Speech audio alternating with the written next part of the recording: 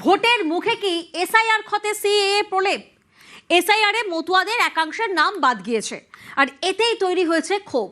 মতুয়াগড়ে গিয়ে নরেন্দ্র মোদী দিলেন নাগরিকত্বের আশ্বাস।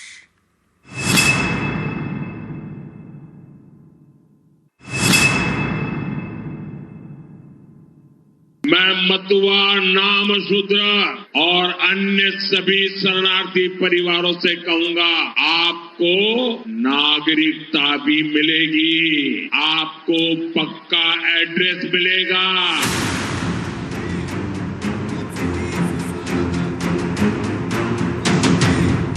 উত্তর 24 পরগনার বনগাঁ ঠাকুরনগর। রবিবার এখানে ভোট প্রচারে নরেন্দ্র মোদী। এসআইআর এর পরে প্রথমবার মতুয়াগড়ে। প্রথমে মোদী যান হরিচাঁদ মন্দিরে, সেখানে পুজো দেন, তারপর সভা।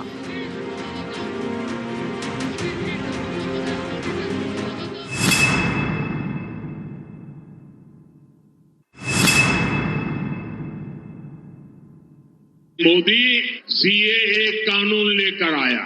मैं मতুয়া नामशूद्र और अन्य सभी शरणार्थी परिवारों से कहूंगा, आपको नागरिकता भी मिलेगी, आपको पक्का एड्रेस मिलेगा, आपको हर वो कागज मिलेगा, हर वो हक मिलेगा जो किसी भी भारतवासी को, देश के नागरिक को मिलता है। ये मोदी की गारंटी है। आपको टीएमसी के झूठ से बहुत सावधान रहना है। जो लोग खुलेआम सीएए का विरोध करते थे, जो सीएए को हटाने का ऐलान करते हैं, क्या वो आपकी भलाई के बारे में कभी भी सोच सकते हैं क्या? अगर कोई साथी गलती से भी टीएमसी को वोट देने के बारे में सोचता है, तो वो अपने पूर्वजों के दिल को दुखाने का ही काम करेगा।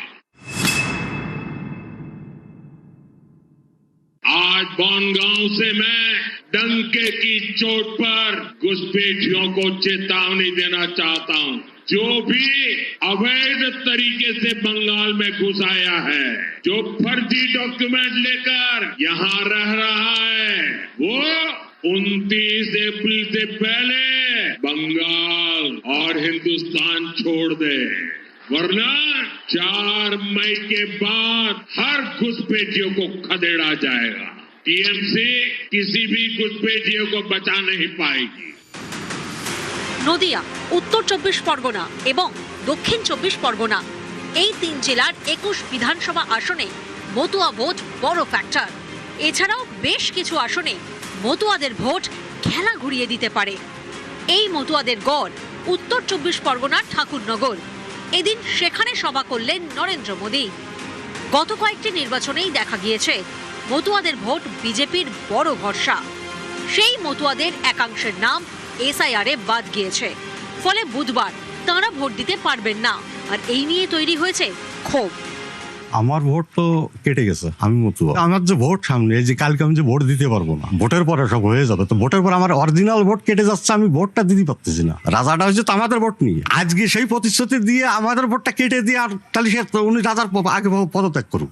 উনি তো আগেও প্রতিশ্রুতি দিচ্ছিল যে এটা করব, এটা করব, ওটা করব, নাগরিকত্ব দেবে। এই যে এসআইআর করলো, এটা কেন করলো? এরকম করে আমাদের তো সবই তো আছে, বৈধ ভোটই কেটে দিয়েছে, আমাদের এই সবই তো আছে। নাম বাদ, এবার ভোট দিতে পারবেন না। মতুয়াদের একাংশের এই ক্ষোভ সামাল দিতেই কি এদিন নাগরিকত্বের আশ্বাস দিলেন মোদী। মোদির গ্যারান্টি, সেই জন্য এখন এসআইআর করে ভোট কাটার গ্যারান্টি, আর মোদির গ্যারান্টি ডিটেনশন ক্যাম্পে যাওয়ার গ্যারান্টি। আকার ইঙ্গিতে বুঝাই দিয়ে গেল যে ভোটটা আমরা কেটে দিয়েছি, এবার ডিটেনশন ক্যাম্পে তোমার ঢুকাবো। নরেন্দ্র মোদী এটা বলা উচিত ছিল যে আপনারা আশ্বাস করছি আমি, আমার গ্যারান্টি, আপনি এই যে ভোট কেটে গেছে, আপনারা 29 তারিখে ভোটটা দিতে পারবেন, তবেই তো আপনারা বিশ্বাস করবেন। নিউজ 18 বাংলা। হুগলির হরিপালে ভোট প্রচারে মোদী, সিঙ্গুরের কৃষকদের বার্তা, একই সঙ্গে তৃণমূলকে নিশানা নরেন্দ্র মোদীর।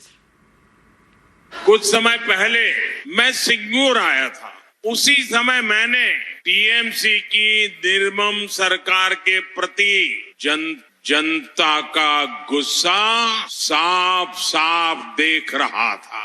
इस स्थिति को बदलना है। टीएमसी की दुर्नीति ने सिंगूर के किसानों की जमीन भी बर्बाद की और युवाओं को काम भी नहीं दिया। आलू किसानों के साथ तो टीएमसी के सिंडिकेट ने बहुत बड़ा खेल खेला है। 4 मई के बाद यहाँ बीजेपी का सीएम शपथ लेगा, वहाँ टीएमसी के सिंडिकेट का सफाया शुरू होगा। आप यहाँ बीजेपी का सीएम बनाइए, फिर पीएम और सीएम मिलकर हुगली को इंडस्ट्रियल हब के रूप में विकसित करेंगे। टीएमसी দুর্নীতির সূর্য আস্ত হয়ে গেছে।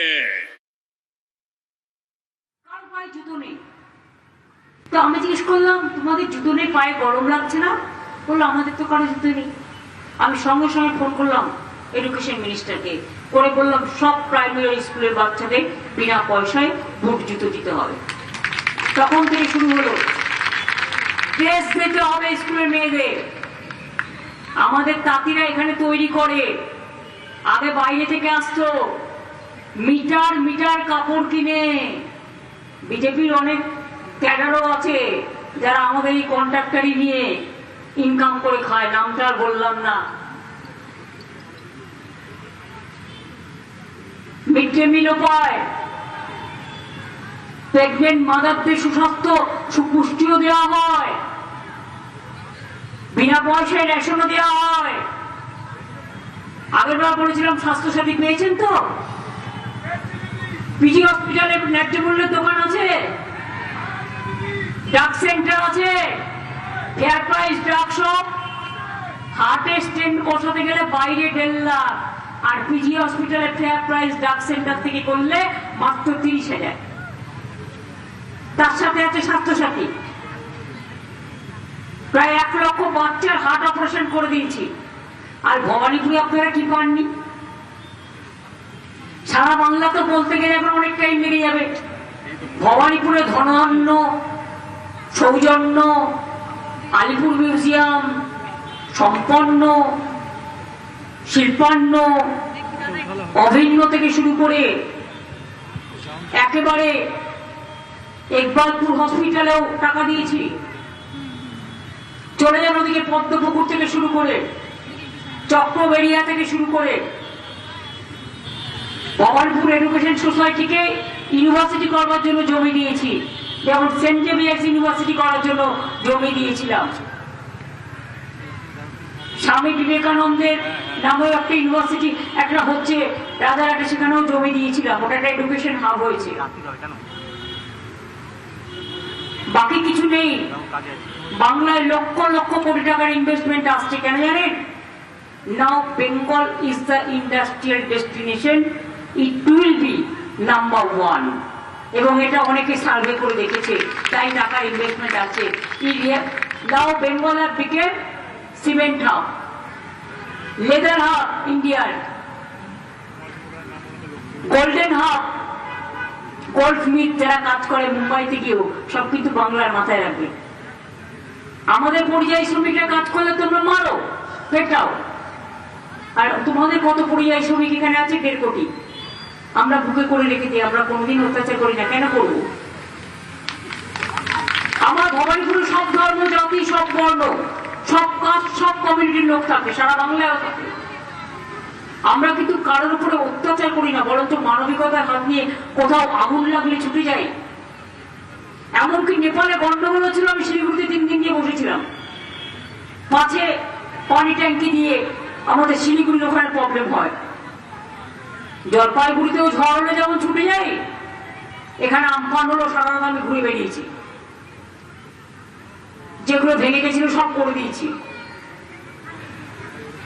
কোভিড হয়েছিল মনে আছে আপনাদের? মানুষ বাড়িতে থেকে বেরোতে পারতো না ভয়ে। আমি নিজের জীবন পরোয়া না করে রাস্তায় রাস্তায় রিং কেটে দিয়েছিলাম। এবং শুধু তাই নয়, বড় বাজারে দোকান খুলিয়েছিলাম, সমস্ত বাজার খুলিয়েছিলাম, তাদের একটা সিস্টেম করে দিয়েছিলাম যাতে ব্যবসা না বন্ধ হয়। আর আপনারা কি করেছেন? জিএসটি ট্যাক্স আমরা ভেবেছিলাম একটাই ট্যাক্স হবে, মানুষের উপকার হবে 10টা ট্যাক্স না দিয়ে। একটা বাতাসা কিনতে যাচ্ছে তো জিএসটি ট্যাক্স নিয়ে নিচ্ছে, একটা নকুলদারা কিনতে যাচ্ছে তো জিএসটি ট্যাক্স নিচ্ছে, একটা রেস্টুরেন্টে কেউ খেতে যাচ্ছে তো জিএসটি নামে ট্যাক্স তুলছে। একটা শাড়ির দোকানে শাড়ি কিনতে যাচ্ছে, তো জিএসটি নামে ট্যাক্স নিয়ে নিচ্ছে। একটা গয়নার দোকানে গয়না কেনা থেকে শুরু করে আপনি যাই কিনুন, আর না কিনলেই কি হবে, না দিলেই ট্যাক্স, আবার সেটা লিখে রাখতে হবে।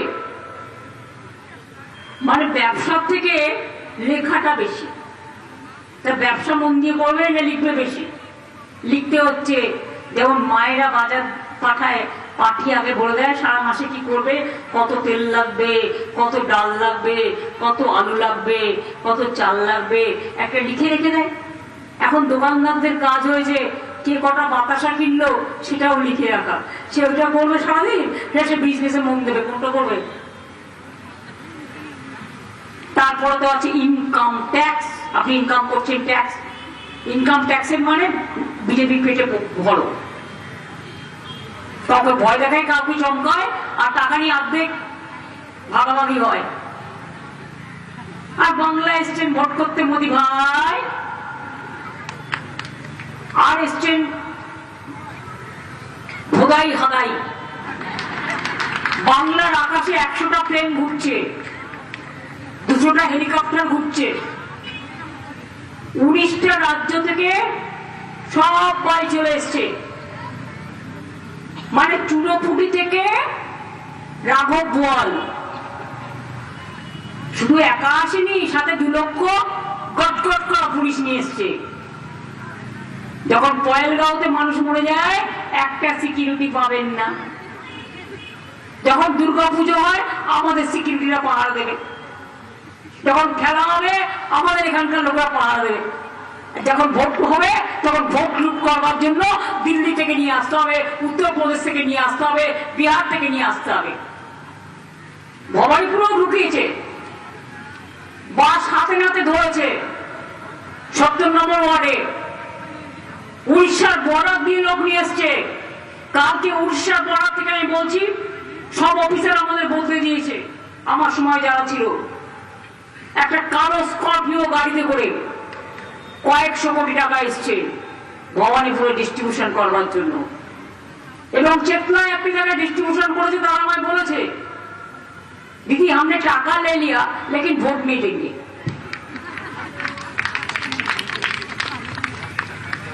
এবং সেটা আমরা আইডেন্টিফাইও করতে পেরেছি।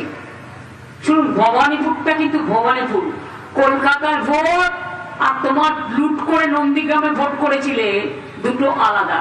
ভেবেছে এখানে ওসি চেঞ্জ করলে ওসি ভোট দেবে, রিটার্নিং অফিসার চেঞ্জ করলে রিটার্নিং অফিসার ভোট দেবে, বন্দুক নিয়ে গটগট করে আসলেই বন্দুকওয়ালারা ভোট দেবে। আমরা সব আঙুল চুষবো।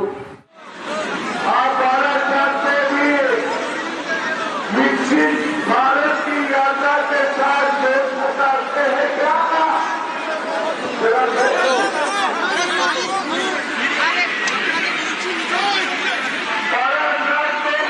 भारत की यात्रा के साथ देश बताते हैं तो शंकर चटर्जी को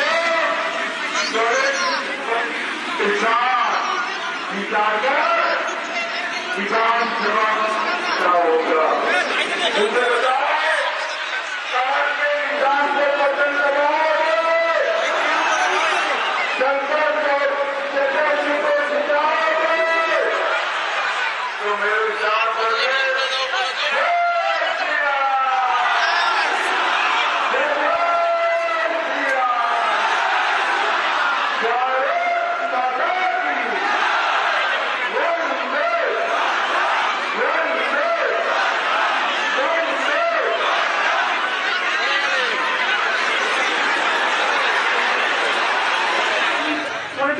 করছি তাই আমি পলিটিক্সের ব্যাচটা পড়েছি, কিন্তু আমি যখন প্রশাসন চালাই আমি তখন কিন্তু প্রশাসনিক কাজটা করি। এখন আমি প্রশাসনের কাজ চালাচ্ছি না, নির্বাচন ডিক্লেয়ার হয়ে গেছে, 6 মাস আগে থেকে এসআইআর এর নাম করে সর্বনাশ করে বসে আছে। কখনো শুনেছেন যে যে জায়গার ভোটার সে সেখানকার আইসি হয়? শুনেছেন ইলেকশন কোডে নেই, নিয়মে নেই, যে লোকটা রোজ ফেসবুক করে বিজেপির নামে তাকে করে দিয়েছে আইসি থানার। ওরা কিভাবে আমাদের নারী নক্ষত্র জানবে?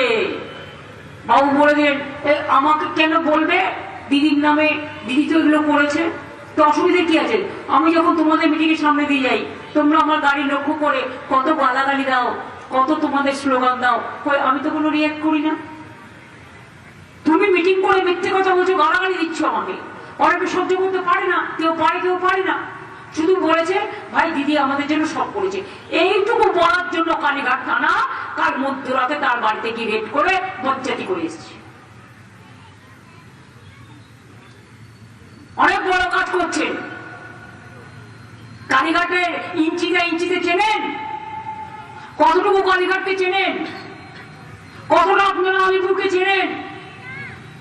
কতটা ভবানীপুরকে চেনেন? ইলেকশনের 3 দিন আগে কুকুর বাছার মতো আপনাকে দিয়েছে দায়িত্ব বলে আপনি কেউ কেটা হয়ে গেলেন? আপনি ভালো থাকুন, আপনার পরিবারের শুভকামনা করছি, কিন্তু মনে রাখবেন মায়ের মন্দিরের সামনে দাঁড়িয়ে করছি অন্যায় আমিও করবো না, আপনারাও করবেন না। আপনারা ভালো থাকুন, সুস্থ থাকুন, কিন্তু একতরফা অত্যাচার হলে মানুষ কিন্তু প্রতিবাদ করবে। আর এবার তো মেয়েরা প্রতিবাদ করবে। কত মহিলা জোগাড় করতে পারেন আমি দেখছি। শুধু এখানে না, আসলে কি হয়েছে বলুন তো, প্রথম ইলেকশনই হেরে গেছে, আমাদের 100 ক্রস করে গেছে 153-53 মধ্যে, ওই জায়গাটা আমাদের একটু মাইনাস ছিল। আর নেক্সট ইলেকশন যেটা 29, সেখানে সবটাই তো আমাদের প্লাস। তাই যদি কিছু সিট জোর করে ইভিএম মেশিন দখল করে কম্বল পরে ঢুকছে, মুখে কম্বল চাপা দিয়ে, কি করে স্ট্রং রুমে লোডশেডিং হয়? কে দায়ী এর জন্য? কার আন্ডারে হচ্ছে ইলেকশন? কম্বল চাপা দিয়ে লোডশেডিং করে ভেতরে ঢুকছিল, ধরা পড়েছে। ধরা পড়লে আবার তাদের নামে কেস দিয়ে দিচ্ছে। তার দায়িত্ব কার স্ট্রং রুম পাহারা দেয়? বলছি ইভিএম মেশিন নিয়ে যাওয়ার পরে কাউন্টিং এ খেলা হবে। আমি সাউথের ডিওর একটা জাস্ট হোয়াটসঅ্যাপ মেসেজ দেখলাম, কোন একটা জায়গায় দিয়েছে, আমি তার থেকে পেয়েছি, বাইরে থেকে পেয়েছি। কাউন্টিং এ খেলা হবে। কি করবেন কাউন্টিং এ? আগের বার কি করেছিলেন? 4000 ভোটের জায়গায় হয়েছে, অ্যানাউন্স করেছেন 4000 ভোটে জিতছে, নিয়ে 2000 ভোট মাইনাস করে কম্পিউটারে লোড করলে 2000। তাই এবার থেকে মনে রাখতে হবে, যতক্ষণ কম্পিউটারে লোড করে রেকর্ড না করছে ততক্ষণ ছাড়া যাবে না। তাতে 2 ঘন্টার জায়গায় 10 ঘন্টা লাগবে। কিন্তু কম্পিউটার রিগিং আর ইভিএম মেশিন রিগিং, জনগণের ভোট, এসব মানবো না। আর একটা কথা মনে রাখবেন, আমি সংবাদ মাধ্যমকেও বলবো, নির্বাচনের স্বার্থে, গণতন্ত্রের স্বার্থে আমার এই কথাটা প্রচার করতে, অনেকে জানেন না। পরে টিপুন, আপনি ধরুন একটা সিম্বল টিপে দিয়ে চলে এলেন, দিয়ে চলে আসবেন না, 10 সেকেন্ড অপেক্ষা করবেন, ওটা কিন্তু ধরা আছে টাইম। আপনি দেখবেন ভিভিপ্যাটে আপনি যাকে ভোট দিলেন ভোটটা সেখানে পড়লো কিনা। কি বুঝতে পেরেছেন? কালকে একটা ভিডিও পেয়েছি, দেখলাম একটা পার্টিকে ভোট দিচ্ছে আর একটা পার্টিতে ভোট চলে যাচ্ছে। সেই জন্যই আমার কথা হচ্ছে, আমাকে পাবলিককে অ্যালার্ট করতে হবে। কোন ইভিএম এ কি করে রেখে দিয়েছে না তো আমি জানি না, এখন তো পুরোটা চেকও করতে দেয় না। নির্বাচন কমিশনের নামে বিজেপি প্রোগ্রামটা চালাচ্ছে। এটা মনে রাখবেন, ভোট যাকেই দেবেন, ভোট দেওয়ার পরে সেই ভোটটা তার জায়গায় পড়লো কিনা চিহ্নে, সেটা ভিভিপ্যাট দেখতে হবে। 10 সেকেন্ডের মধ্যে এটা হয়ে যায়। তাড়াহুড়ো করতে গিয়ে এই ভুলটা করবেন না, তাহলে আপনার ভোটটা অন্য জায়গাতেও চলে যেতে পারে। আর এজেন্টদেরও নজর রাখতে হবে। লোকালে যারা ভোট দিতে যান তারাও যখন ভোট দেবেন একটু দেখে নেবেন। এটা হতে পারে 200-তে হলো না, 200-এর পর থেকে হতে শুরু করলো।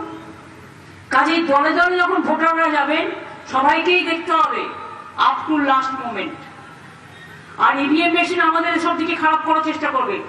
ইভিএম মেশিন খারাপ হয়ে গেলে সেই মেশিনে ভোট হবে না। তৃণমূলের জায়গাগুলো দেখে দেখে খারাপ মেশিন দেয় লোককে হ্যারাস করার জন্য, যাতে মানুষকে আবার ঘুরে এসে ভোটটা দিতে হয়। ভোটটা তো দিতেই হবে, তার কারণ হচ্ছে নাহলে এসআইআর দেখেছেন তো কিভাবে নাম কেটেছে, কত লাইনে দাঁড় করিয়েছে। এরপর জানালে এনআরসি করবে আপনার নাম্বার আমি যাকে এসব করতে দেবো না, কিন্তু আপনাদের ভোটার লিস্ট যেটা বিএলও যেটা আপনাকে স্লিপ দিয়েছে সেই স্লিপটার একটা করে জেরক্স কপি রেখে দেবেন। বুঝলেন কি বললাম? ফর ফিউচার যার যার ভোটার স্লিপ দেবে বিএলও যেটা দিয়েছে গভর্নমেন্ট থেকে তার একটা করে কপি ভোট দিতে যাওয়ার আগে রেখে দেবে, পরে কাজে লাগবে। কারণ এরা তো যখন তখন আধার করলো নিয়ে এখন বলে আধার বললো আধার কার্ড 1000 টাকা করে দাও, 5 টাকা করে ছবি দাও। এখন জিজ্ঞেস করুন আধার, বললো নো পাপা। জিজ্ঞেস করুন passport, no papa. Engineer, no papa. ডাক্তার, তার ডক্টরের ডিগ্রি দেখাচ্ছে, নো পাপা। শুধু বিজেপি ইয়েস পাপা। পাপা ভালো থাকো পাপা। আমি বাবাদের বলছি না, তারা সম্মানীয়, পাপা পাপাই হয়। এটা একটা কবিতা। ওই যে ছোটবেলা বলতাম না টুইঙ্কেল টুইঙ্কেল লিটল স্টার, এরকম টাইপের কত কবিতা আছে।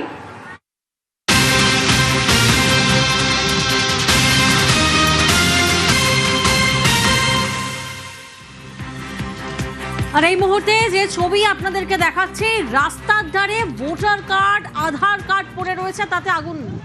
ভিন রাজ্য থেকে এসে নথি পোড়ানোর অভিযোগ সামনে আসছে।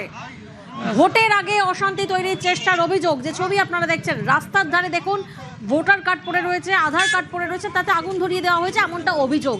অনুপম প্রতিনিধি আমাদের সঙ্গে রয়েছেন। অনুপম, কেন এই অভিযোগটা সামনে আসছে যে ভিন রাজ্য থেকে এসে নথি পুড়িয়ে দেওয়া হচ্ছে?